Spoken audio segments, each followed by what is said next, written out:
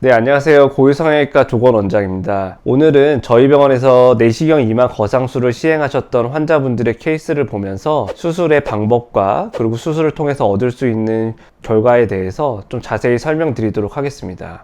첫 번째 케이스는 60대 여성분이셨고요. 저희 병원에 처음 내원하셨을 때는 본인은 이 콧잔등에 있는 이 주름이 너무 싫고 신경 쓰이신다고 말씀하시면서 이 부분에 실리콘을 넣어서 이 주름을 좀 폈으면 좋겠다 이렇게 말씀을 하셨었습니다. 그리고 또 쌍꺼풀 수술을 한번 하셨었는데 시간이 지나면서 이렇게 쌍꺼풀이 덮여버리게 되고 눈두덩이가 이렇게 두툼하게 보이게 되는 이런 느낌이 너무 싫다고 또 말씀하셨었고요. 그리고 세 번째로는 뭔가 이렇게 자꾸 찡그리는 듯한 모습 을 보면서 주변에서 화났냐는 얘기를 많이 듣게 되고 인상이 너무 강해 보인다는 얘기를 듣는 게 너무 싫다고 말씀을 하셨었어요. 그래서 제가 드렸던 말씀은 이 콧잔등의 주름은 우선 실리콘을 넣는다고 해결되는 게 아니라고 설명을 드렸었습니다. 우리가 이렇게 주름이 생기는 이유에 대해서 알아야 되는데요. 피부에 주름이 생기는 이유는 근육이 수축하면서 우리가 아코디언이 접히듯이 이렇게 주름이 생기는 건데요. 이 부분에 있는 이 주름을 만드는 근육을 해결하지 않고 이 안에 보형물을 넣어서 피부가 좀 펴진다고 해서 이 주름이 절대 해결되지는 않습니다. 이렇게 주름을 만드는 근본적인 근육을 다 풀어서 박리해줘서 주름이 생기는 걸 차단시키는 게 방법입니다. 그래서 제가 말씀드렸던 거는 다른 수술은 별로 필요하실 것 같지 않고 지금 말씀하시는 부분들이 다 이마 거상술을 통해서 해결될 수 있는 부분이어서 코수술 같은 건 진행하지 않고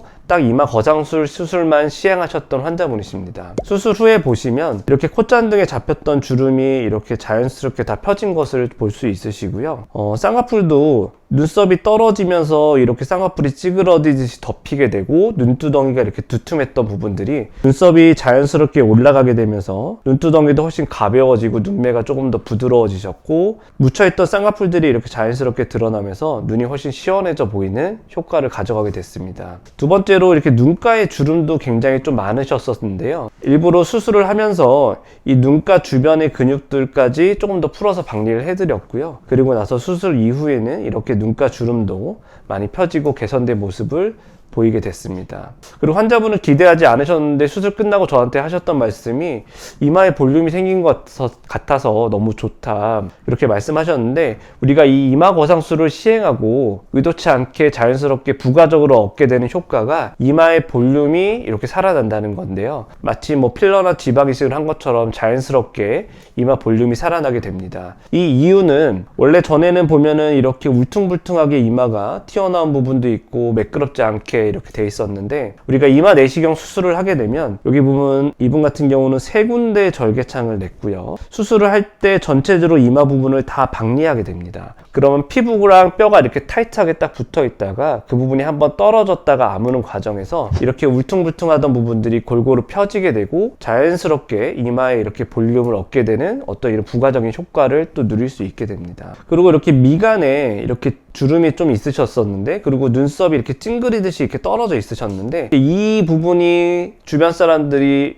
마치 화가 났냐 이렇게 맨날 인상을 쓰고 있냐 이렇게 얘기를 듣게 되는 원인이 되는 근육들인데요. 이 콧잔등 주름뿐만 아니라 이렇게 미간에 인상을 쓰게 하는 주름들도 같이 다 박리해서 조금 풀어줬고요. 그로 인해서 이렇게 눈썹이 자연스럽게 올라가게 되고 찡그려서 화난 듯한 모습이 좋은 이미지로 좀 변할 수 있는 효과를 만들어 드렸습니다. 그리고 이분은 70대 여성분이셨고요. 전체적으로 수술을 하셨던 거는 이마 거상술도 하셨었고 과거에 눈밑지방 재배치를 하셨었는데 수술이 잘못돼서 이렇게 막 쭈글쭈글하고 이런 모습이 싫다고 그래서 하안검 수술을 다시 해드렸었고요. 이 밑에는 전체적으로 안면 거상술까지 같이 시행했던 환자분이십니다. 지금 보시면 저한테 처음 찾아오셨을 때 가장 신경 쓰는 부분이 이마 부분에서는 여기에 이렇게 잡히는 주름과 이 콧장동 주름이 가장 신경 쓴다고 말씀하셨었는데요. 그래서 제가 이런 부분들을 해결하기 위해서 이마 거상술을 추천드렸었고 지금 보시면 원래 이렇게 약간 화난 듯한 모습이셨고 그리고 지금 보면 눈썹의 위치가 굉장히 많이 차이가 많이 나셨었어요. 선천적으로 과거에 눈 수술을 한번 하셨었는데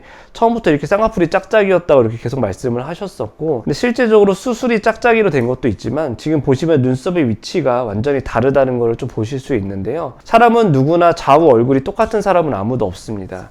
안구가 돌출된 정도라든지 눈 뜨는 근육의 힘에 의해서 한쪽은 눈썹이 올라가고 한쪽은 떨어지고 이런 차이 비대칭이 생기게 되고요. 그래서 수술을 하면서 최대한 이쪽 눈썹을 조금 더 올려서 최대한 대칭을 맞췄고, 말씀하셨던 것처럼 기도주름이라고 말씀하셨던 요 미간에 있는 이 주름이랑 콧잔등 주름을 최대한 근육을 풀어서 박리했고, 수술 후에 이렇게 주름들이 개선되고 인상이 훨씬 좀 밝아진 모습을 갖게 되셨습니다. 그리고 아까도 말씀드렸지만 이마 부분도 볼륨이 좀 꺼져 있고 좀 울퉁불퉁하고 주름이 좀 많이 있으신 편이었는데, 수술 후에 자연스럽게 이마 볼륨이 좀 생기게 됐고, 이렇게 생겨있던 잔주름들도 좀 펴진 효과를 얻게 됐다, 이렇게 생각하시면 될 것 같습니다. 수술하시고 엄청 많이 만족해 하셨었고요. 주변에서는 항상 조금 막 화나 있냐는 얘기를 많이 들으셨는데, 수술하고 딴 사람이 된 것 같다고 교회 목사님이 그렇게 말씀하셔서 굉장히 기분 좋아하셨던 환자분이셨습니다. 네, 오늘은 이렇게 중년분들의 이마 거상 수술에 대해서 케이스를 보면서 간단히 좀 설명을 드렸고요. 다음에 또 기회가 되면은 다른 분들의 수술 케이스를 보면서 이마 거상 수술이 젊은 층들한테 시행했을 때 어떤 효과가 있는지에 대해서도 다시 한번 설명드리는 시간을 갖도록 하겠습니다. 추가로 궁금하신 점이 있거나 하신 분들은 댓글을 남겨주시면 저희가 답변을 달아드리도록 하겠습니다. 이상 고유성형외과 조건 원장이었습니다. 감사합니다.